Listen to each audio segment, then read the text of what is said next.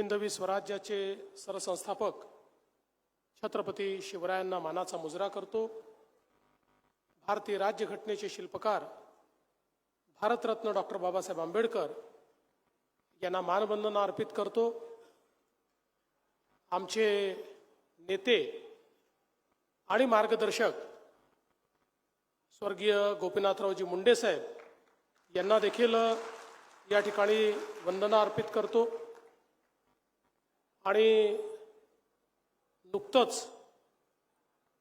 जे अचानकपणे आम्हाला सोडून निघून गेले असे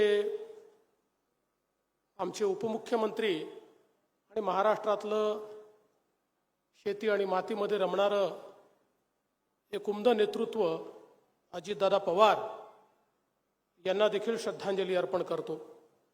आजच्या या महा एक्सपो 2026 या अतिशय सुंदर कार्यक्रमामध्ये मंचावर उपस्थित ज्यांच्या दृष्टीतून आजचा हा अतिशय सुंदर असा कार्यक्रम आयोजित झाला त्या राज्याच्या पर्यावरण आणि पशुसंवर्धन मंत्री नामदार पंकजाताई मुंडे, आपल्या परळीचे लोकप्रिय आमदार धनंजयजी मुंडे, आमदार रत्नाकरजी गुट्टे, नगराध्यक्ष श्रीमती पद्मश्री बाजीराव धर्माधिकारी, डॉक्टर रामस्वामी, प्रवीण कुमार देवरे, श्री नितीन पाटील, अक्षय भैया मुंदडा, श्री शेखर मुंदडा, श्री बदामराव पंडित, श्री संजय दौंड, शंकर देशमुख, राजेश्वर चव्हाण, गोविंदअण्णा केंद्रे, बाराजे पवार, राम कुलकर्णी, बाजीराव धर्माधिकारी, योगेश क्षीरसागर, वैद्यनाथ सोळंके, केशवराव आंधळे, गीताभाभी पवार, या ठिकाणी उपस्थित श्री जितेंद्र पापळकर, वीरेंद्र मिश्रा, विवेक जॉन्सन, नवनीत कावत, अजय मुंडे, सूर्यभान मुंडे, सतीश मुंडे, माधव निर्मळ, जुगल किशोर लोहिया, शिवाजी गुट्टे, पवन मुंडे, रमेश कराड, राजेश गीते, नितीन ढाकणे, मंचावरील सर्व मान्यवर आणि या ठिकाणी उपस्थित सर्व माझ्या लाडक्या बहिणी आणि उपस्थित सर्व भावांनो, आज मला अतिशय आनंद आहे की शिवरात्रीच्या पूर्व दिवशी या अतिशय सुंदर अशा वैद्यनाथाच्या नगरीमध्ये येण्याची संधी मला मिळाली आणि खऱ्या अर्थानं आपल्या सर्वांचं आराध्य दैवत असलेले वैद्यनाथ यांच्या चरणी नतमस्तक होत आपल्या सगळ्यांकरता आणि आपल्या महाराष्ट्राकरता आज त्यांचा आशीर्वाद घेतो। आणि या शिवरात्रीच्या पूर्व दिवशी हा महापशुधन एक्सपो होतोय, ही देखील अत्यंत महत्त्वाची गोष्ट आहे। कारण आपल्याला माहिती आहे की जोपर्यंत नंदीला नमस्कार आपण करत नाही तोपर्यंत शंकरापर्यंत आपला नमस्कार, शिवशंभोपर्यंत आपला नमस्कार पोचत नाही। आणि म्हणून आपण जर बघितलं तर आपल्या प्रत्येक ईश्वरीय अवतारासोबत कुठल्या ना कुठल्या प्राण्याचा अवतार आपल्याला पाहायला मिळतो। आपली जर आपण संस्कृती बघितली तर या संस्कृतीमध्ये आपलं जे काही एकूण कालचक्र आहे या संपूर्ण चक्रामध्ये आपल्या पर्यावरणाला, आपल्या झाडाझुडपांना, आपल्या वनस्पतींना आणि पशुपक्ष्यांना प्रचंड मोठं महत्त्व देण्यात आलेलं आहे। कारण आपल्या पूर्वजांना हे माहिती होतं की जर मनुष्य जीव जगवायचा असेल तर एकट्या मनुष्याला जगवून ही पृथ्वी जगणार नाही। त्या मनुष्याला जगवण्याकरता झाडं झुडपं, वनस्पती, पशु पक्षी, जीव जंतू, अगदी बॅक्टेरिया देखील अत्यंत महत्त्वाचा आहे। आणि म्हणून या सगळ्यांचं मिळून जे चक्र आहे, हे चक्र जर संतुलित ठेवलं तर त्यातनं जी आपली एकूणच सगळी साखळी आहे, अन्न साखळी, ती अन्न साखळी देखील त्या ठिकाणी तिचं संवर्धन होतं आणि आपल्याला जगण्याकरता मोठ्या प्रमाणात त्या ठिकाणी सगळ्या ज्या आवश्यक गोष्टी आहेत त्या गोष्टी प्राप्त होत राहतात. आणि म्हणून आपली संपूर्ण संस्कृती ही या ठिकाणी आपण जर बघितलं तर निसर्ग आणि माती याच्या संवर्धनाची, नदी आणि पाणी याच्या संवर्धनाची कहाणी सांगणारी अशा प्रकारची आपली संस्कृती आहे. आणि म्हणूनच ज्यावेळी मगाशी धनुभाऊ आणि ताई म्हणाल्या की शिवरात्रीच्या दिवशी मला कोइंबतूरला जायचं असल्यामुळे मी एक दिवस आधी आलो आणि आजचा दिवस व्हॅलेंटाईन डे आहे, त्यामुळे व्हॅलेंटाईन डेला या ठिकाणी मला बोलवलं. तर मी सांगू इच्छितो की माय आणि माती हेच आमचं व्हॅलेंटाईन आहे. त्याच्यामुळे व्हॅलेंटाईन डेला माय आणि माती याच्याशी पुन्हा सांगड घालण्याकरता तुम्ही या ठिकाणी निमंत्रित केलं, त्याबद्दल तुमचे अतिशय मनापासून मी आभार मानतो. आज आपण पाहतोय की आपल्याकडे विशेषतः ज्या भागामध्ये मोठ्या प्रमाणात आमचा शेतकरी संकटात दिसतो, अशा भागामध्ये संकट केव्हापासून सुरू झालं हे जर आपण बघितलं तर जेव्हापासनं पशुधनाची संख्या कमी व्हायला लागली तेव्हापासनं आमचा शेतकरी हा जास्त संकटात गेलेला आपल्याला पाहायला मिळाला. आजही आपण पाहतो की ज्या ठिकाणी पशुधन आहे त्या ठिकाणी अडीअडचणीच्या काळातही आमच्या शेतकऱ्याला एक प्रकारचा आधार त्या ठिकाणी मिळतो. दुधाच्या माध्यमातनं रोज थोडे पैसे मिळाले तर कठीण परिस्थितीमध्ये देखील त्याचं जीवन त्या ठिकाणी योग्य पद्धतीनं चालतं.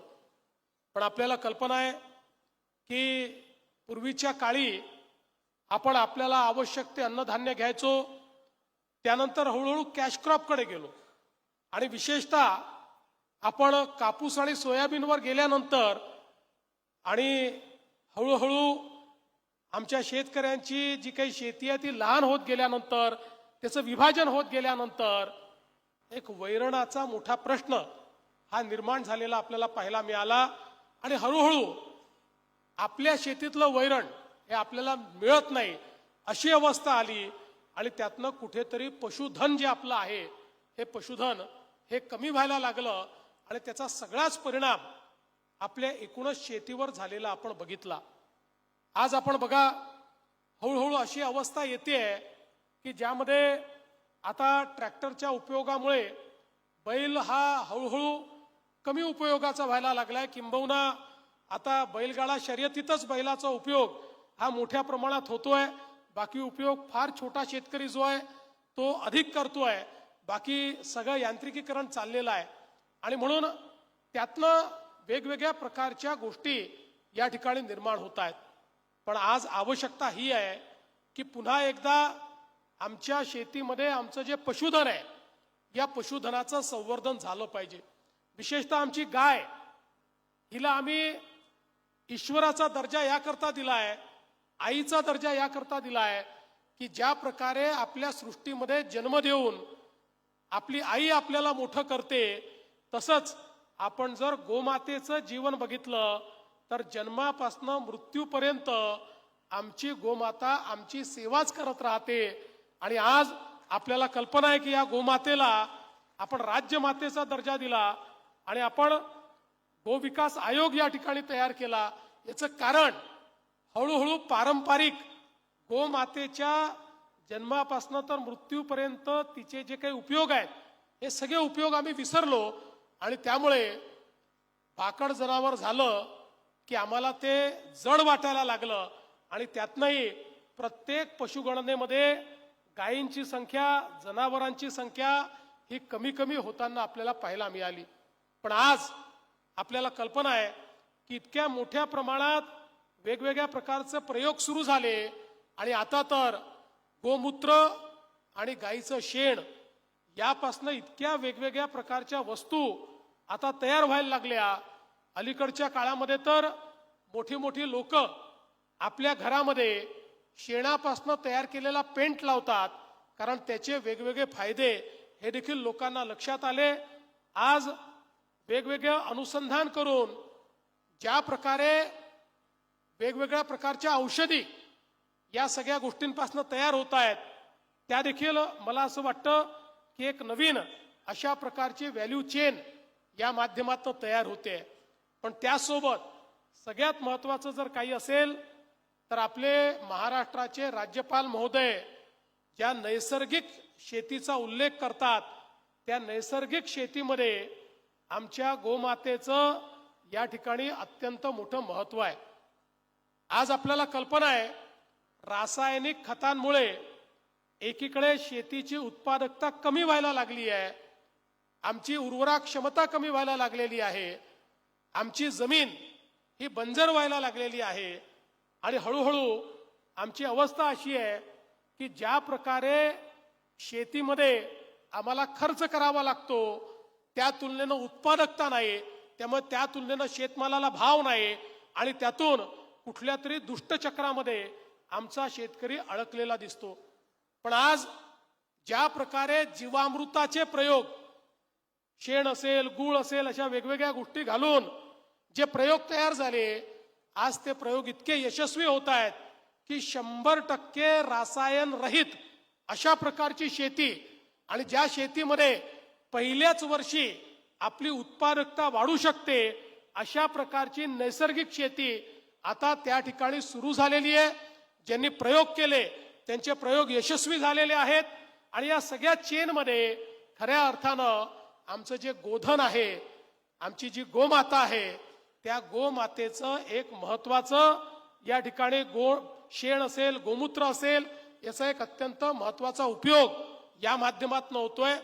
आणि जे शेतकऱ्यांनी सुरू केलं त्या सगळ्यांचा उत्पादन खर्च अर्ध्यावर आला आणि उत्पादकता मात्र 1.5 पटीकडे चाललेली आहे. आणि त्यातनं जी काही विषयुक्त अशा प्रकारचं अन्नधान्य आपण तयार करत होतो, ते अन्नधान्य देखील आता हळूहळू पौष्टिकतेकडे वळत आहे. आणि म्हणून मला असं वाटतं की जे गोधनाचं महत्व, हे जे आपल्या जनावरांचं महत्व आपल्या पूर्वजांना माहिती होतं, ते पुन्हा एकदा माहिती करून घेण्याची आवश्यकता आहे. आज सायन्स खूप पुढे गेलाय. मगाशी ताई सांगत होते एम्ब्रिओ ट्रान्सप्लांट हा विषय असा आहे की ज्यामध्ये सेक्स सॉर्टेड सिमेनमुळे आता आपण जवळजवळ सगळ्या जे काही गोरे या ठिकाणी तयार होतात, सगळे आपण गायी त्या ठिकाणी तयार करू शकतो किंवा स्त्री भ्रूण हे त्या ठिकाणी इम्प्लांट आपण करू शकतो. अशा प्रकारची व्यवस्था ही उभी झालेली आहे.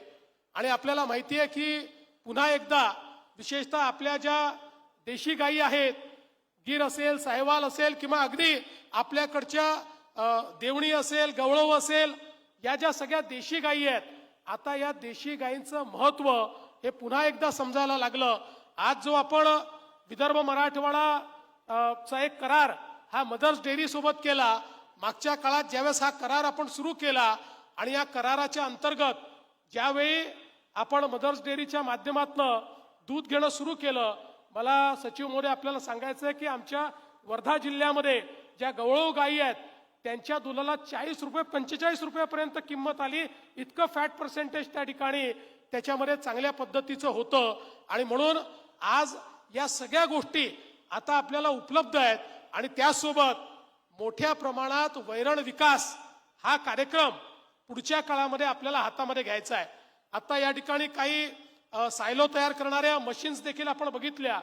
सायलेज हे एक अत्यंत महत्वाची गोष्ट आहे की आपल्याला जर गोधन वाढवायचं असेल, आपल्याला जर गाई म्हशी वाढवायच्या असतील, तर आपल्याला मोठ्या प्रमाणात वैरण विकासाचा कार्यक्रम हातामध्ये घेऊन आणि सायलेजेसच्या माध्यमातून अगदी कमी किमतीमध्ये आमच्या जे काही शेतकरी आहेत या शेतकऱ्यांना ते वैरण मिळेल अशा प्रकारची एक चेन ही आपल्याला तयार करावी लागेल.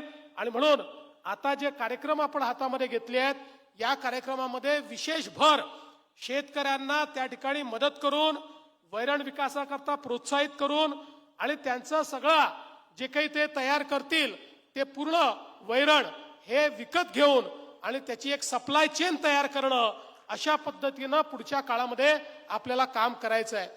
आपल्याला आश्चर्य वाटेल, जगामध्ये जे मोठे देश आहेत, मोठे म्हणजे जास्तीत जास्त दूध उत्पादन करणारे देश आहेत, लोकसंख्येने आपल्यापेक्षा 1.0, पण आपल्यापेक्षा जास्त दूध जे त्या ठिकाणी उत्पादन करतात, अशा देशांमध्येही ज्या ब्रीड आहेत, या ब्रीड कुठनं गेल्या हे जर आपण त्या ठिकाणी माहिती घेतली तर आपल्या देशी ब्रीड या त्या ठिकाणी नेऊन त्याला क्रॉस करून त्या ठिकाणी ब्रीड तयार करून आज जगाला दुधाचा पुरवठा करण्याचं काम या वेगवेगळ्या देशांमध्ये होत आहे.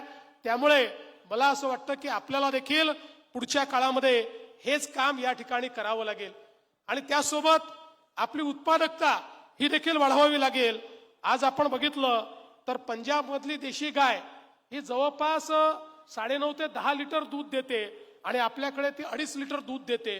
त्यामुळे याच्यामध्येही आपल्याला पुढच्या काळामध्ये लक्ष घालून आणि त्यातनं आपली गाय जास्तीत जास्त दूध कशी देईल, ती पौष्टिकता आपल्याला कशी आणता येईल, या संदर्भातलं आपल्याला लक्ष द्यावं लागेल. संकरित गायचा विचार केला तर तिथेही तिकडे 15 लिटर देते, आपल्याकडे 10 लिटर देते. मला वाटतं म्हैस देखील तिकडे 10.5 लिटर देते, आपल्याकडे 5.5 लिटर देते.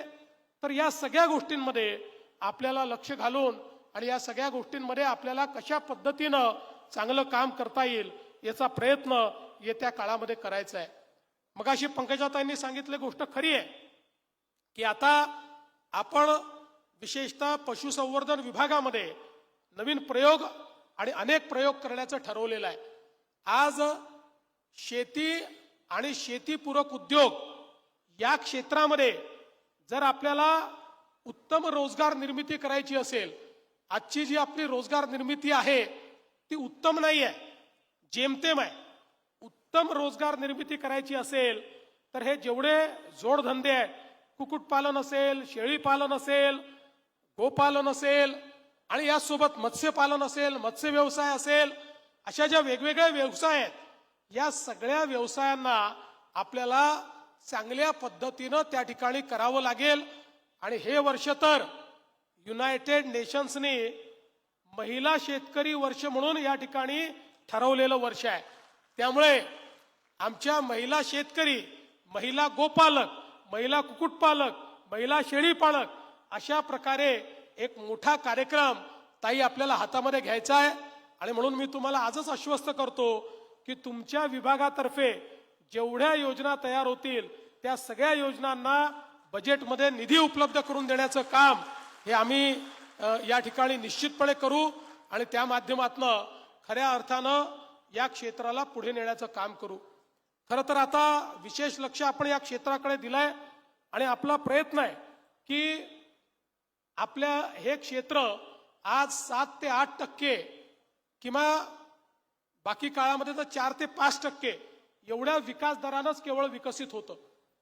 आपण आता ठरवलंय की या क्षेत्रामध्ये वेगवेगळे इंटरव्हेन्शन आणून हे क्षेत्र 25% दराने विकसित कसं होईल अशा प्रकारची योजना आपण हातामध्ये घेतो. आपण आंध्र प्रदेशचे माजी मुख्य सचिव श्री टकर ज्यांना या क्षेत्रामध्ये अनेक पुरस्कार मिळालेले आहेत, आता त्यांना देखील आपण सोबत घेतलाय आणि त्यांच्या मार्गदर्शनाखाली एक बृहत कार्यक्रम हातामध्ये घेऊन आपण मोठ्या प्रमाणात हे काम या ठिकाणी करतो आहोत. आणि याकरता वेगवेगळ्या प्रकारचे जे इंटरव्हेन्शन्स आहेत, आज आपण हे पशु प्रदर्शन काय या ठिकाणी आयोजित केलं याचं कारण आज आपल्या शेतकऱ्यांना आणि पशुपालकांना काय चाललेलं आहे याची कल्पना असली पाहिजे. प्रत्येक क्षेत्रात इतकं मोठं परिवर्तन होत आहे. आज आपण बघितलं असेल तर या ठिकाणी डबल डेकर पिंजरे लागलेले आहेत की ज्या पिंजऱ्यामध्ये आपण त्या ठिकाणी कुक्कुटपालनही करू शकतो, शेळी मेंढी पालनही करू शकतो आणि त्यातनंच खत निर्मिती करू शकतो. अशा प्रकारचे वेगवेगळ्या पद्धतीचे जे प्रयोग आहेत, हे प्रयोगही आमच्या शेतकऱ्यांकडे पोचले पाहिजेत. आणि विशेषतः आपण नानाजी देशमुख कृषी समृद्धी योजना जी विदर्भ आणि मराठवाड्याकरता सुरू केलेली आहे, 5-5.5 हजार कोटी रुपये या योजनेच्या अंतर्गत उपलब्ध करून दिले आहेत. यामध्ये या सगळ्या योजनांकरता आपण मोठ्या प्रमाणात सबसिडी देतो आणि काही बाबतीत तर 90% आपण सबसिडी देऊन हे सगळे व्यवसाय या ठिकाणी उभं करण्याचं काम करतो. आणि म्हणून मी आज खरं म्हणजे पंकजाताई आपलं अतिशय मनापासून अभिनंदन करतो की आपण हा जो काही एक्सपो या ठिकाणी सुरू केलेला आहे, यातनं आमच्या ग्रामीण भागातल्या शेतकऱ्यांना आमचे जे विकसनशील किंवा विकसित अशा प्रकारचं कार्य करणारे शेतकरी आहेत त्यांनी काय केलंय हे जवळून पाहायची संधी मिळते आणि तशा प्रकारे करण्याची इच्छा देखील जागृत होते आणि हे होऊ शकतं हा आत्मविश्वास देखील या ठिकाणी तयार होत असतो. आज केंद्र सरकारने राष्ट्रीय पशुधन अभियान सुरू केलेलं आहे. या अभियानाच्या अंतर्गत जवळपास महाराष्ट्रातल्या 366 प्रकल्पांना केंद्र सरकारने मान्यता दिली आहे. 214 कोटी रुपये केंद्र सरकार याकरता आपल्याला उपलब्ध करून देत आहे आणि या माध्यमातून मोठ्या प्रमाणात आपण आपल्या राज्यामध्ये ही सगळी कामं तयार करतो आहोत. आणि आता मदर्स डेअरीच्या माध्यमातून विशेषतः आपण जो काही एक या ठिकाणी दुग्ध व्यवसायाचा विकास करण्याचा प्रयत्न करतो, याचा जो पहिला टप्पा आहे हा अत्यंत यशस्वी झालेला आहे. आता दुसऱ्या टप्प्यामध्ये त्याचा विस्तार आपण करतो आणि माझी सर्व शेतकऱ्यांना विनंती आहे की आपण सर्वांनी निश्चितपणे याचा लाभ घ्यावा. आता 19 जिल्हे हे आपण याच्यामध्ये समाविष्ट केले आहेत. 150 कोटी रुपये आपण या प्रकल्पाला दिलेले आहेत, ज्यातनं मोठ्या प्रमाणात शेतकऱ्यांना जोडधंदा करण्याची एक संधी प्राप्त होते. उदगीर मधलं जे दूध भुकटी केंद्र आहे ते देखील आपण पुनरुज्जीवित करतोय. अनेक वर्षापासून ते बंद होतं. जवळपास 100 कोटी रुपये हे आपण त्याला देतोय आणि ते पुनरुज्जीवित झाल्यामुळे आमच्या दुधाला चांगला भाव मिळण्याकरता त्याचा फायदा होईल आणि पुढच्या काळात दुधापर्यंत नाही तर उपपदार्थांच्या माध्यमातून आपल्याला जास्तीत जास्त पैसा कसा कमवता येईल अशा प्रकारचा प्रयत्न आपल्याला करावा लागेल. हे सगळं करत असताना पशु चिकित्सालय हा देखील एक महत्वाचा मुद्दा आहे. आज या ठिकाणी फिरते पशु चिकित्सालय देखील डेमॉन्स्ट्रेट केलेलं आहे. आपल्याला आपल्या राज्यामध्ये पशु चिकित्सालयाची जी काही परिस्थिती आहे ती बदलायची आहे, त्याच्यामध्ये आधुनिकता आणायची आहे.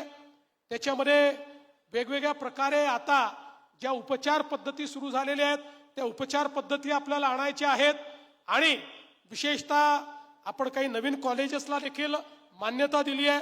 त्यामुळे पशुवैद्य चिकित्सक यांची संख्या देखील मोठ्या प्रमाणात वाढवण्याचं काम हे आपण या ठिकाणी करतो.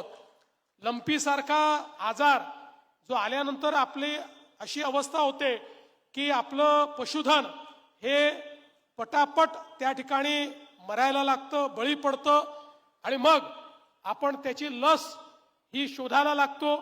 देशभरामध्ये केवळ 2 कंपन्या लस तयार करतात, मग त्यांच्या कॉम्पिटिशनमध्ये सगळेच राज्य त्यांच्या पाठीमागे लागतात आणि मग लस मिळता उशीर होतो आणि त्या दरम्यान आमच्या शेतकऱ्यांचं पशुधन हे मोठ्या प्रमाणात त्या ठिकाणी मेलेलं असतं. पण मला आमच्या पशुवैद्यकीय विभागाचं अभिनंदन करायचं आहे की आमच्या विभागाने आता स्वतः लस तयार करायला घेतलेली आहे आणि ही लस तयार झाल्यानंतर लंपी सारख्या आजाराने आमच्या पशुधनाचा या ठिकाणी जो काही नाश होतो तो नाश त्या ठिकाणी संपणार आहे. आणि त्यासोबत आमचे जवळपास 2841 हे जे पशु दवाखाने आहेत यांना देखील आपण आता अपग्रेडेशनचा एक कार्यक्रम हातामध्ये घेतोय. पशु ॲम्ब्युलन्स हा एक मोठ्या प्रमाणात काम आपण सुरू करतो. या माध्यमातून आमच्या पशूंचं आयुष्य आणि त्यांची सुदृढता ही देखील आपण वाढवण्याचं काम करू. आज शेतीच्या क्षेत्रामध्ये माननीय अजितदादा ज्यावेळेस होते त्यावेळी आपण शेतीमध्ये आर्टिफिशियल इंटेलिजन्स हा एक कार्यक्रम हातामध्ये घेतला आणि या कार्यक्रमातनं शेतीची उत्पादकता वाढवण्याकरता 500 कोटी रुपयाचं मिशन आपण हातामध्ये घेतलंय. आता अशाच प्रकारचं मिशन आपल्याला ॲनिमल हस्बंड्रीमध्ये घ्यावं लागेल. आर्टिफिशियल इंटेलिजन्समुळे ॲनिमल हस्बंड्रीमध्ये आपण उत्पादकताही वाढवू शकू आणि प्रेडिक्टिबिलिटी पण आणू शकू. त्या दृष्टीने मोठ्या प्रमाणात हे कार्य आपल्याला करायचं आहे. आणि म्हणून मी आज एवढंच सांगेन की आज ज्या प्रकारे आपल्या शेतकऱ्यांना राज्य सरकार वेगवेगळ्या योजना देत आहे त्या योजनांचा फायदा घेतला तर निश्चितपणे आमचा शेतकरी आणि आमच्या महिला या आपल्या पायावर उभ्या राहू शकतील. अलीकडच्याच काळामध्ये आपल्या भारताने अमेरिकेसोबत एक मोठा समझोता केला आणि त्यामुळे अमेरिकेचं मोठं मार्केट हे आपल्याला ओपन झालं. पण काही लोक याबद्दल अफवा उठवून राहिले आहेत की भारताने आपली बाजारपेठ अमेरिकेच्या कृषीकरता खुली केली आणि म्हणून या ठिकाणी स्पष्टपणे सांगतो, माननीय प्रधानमंत्री मोदीजींचे आभार मानतो. मोदीजींनी स्पष्टपणे सांगितलं बाकी सगळ्या गोष्टीत करार होईल पण कृषीच्या बाबतीत करार होणार नाही. आमची बाजारपेठ ही आम्ही तुमच्याकरता खुली करणार नाही. कुठलीही बाजारपेठ आपली कृषीची खुली केलेली नाही. आपल्याकडे कोणीही स्वस्त माल आणून आपल्या शेतमालाचे भाव पाडू शकणार नाही. पण काही नतद्रष्ट लोक अशी आहेत की आमच्या सोयाबीनला चांगला भाव मिळायला लागला होता. 2-4 दिवसापूर्वी अफवा दिली सोडून की आता अमेरिकेचं सोयाबीन भारतात येणार आहे. 500 रुपयांनी सोयाबीनचे भाव पाडले. मी सोयाबीनच्या शेतकऱ्यांना सांगतो आणि मार्केटमध्येही सांगतो, असं कुठलंही आपल्या करारात लिहिलेलं नाही. कुठलंही सोयाबीन बाहेरून येणार नाही, कुठलाही कापूस बाहेरून येणार नाही. त्यामुळे अशा प्रकारच्या अफवा पसरवणाऱ्यांना त्या ठिकाणी त्यांची जागा दाखवली पाहिजे. आणि जोपर्यंत देशात आणि राज्यात शेतकऱ्यांचं हित बघणारं सरकार आहे तोपर्यंत कुठल्याही परिस्थितीमध्ये आपल्या शेतकऱ्यांचं अहित होईल अशा प्रकारचा कुठलाही निर्णय आपण घेणार नाही. त्यामुळे आपलं डेअरी सेक्टर असो, आपलं कृषीचं सेक्टर असो, कुठलंच सेक्टर आपण अमेरिकेकरता किंवा युरोप करता ओपन केलेलं नाही, हे देखील या निमित्ताने मी नमूद करू इच्छितो. पुन्हा एकदा पंकजाताई आपल्या विभागाचं मनापासून अभिनंदन करतो. इथे जे लोक आपले पशु घेऊन आलेले आहेत त्यांचं सगळ्यांचं पशुपालकांचं मनापासून अभिनंदन करतो. आणि केवळ बीड जिल्हाच नाही तर संपूर्ण मराठवाड्यातल्या शेतकऱ्यांनी या प्रदर्शनाला या ठिकाणी भेट द्यावी अशा प्रकारची विनंती करून माझे 2 शब्द संपवतो. धन्यवाद. जय हिंद, जय महाराष्ट्र. धन्यवाद साहेब तुमच्या या इतक्या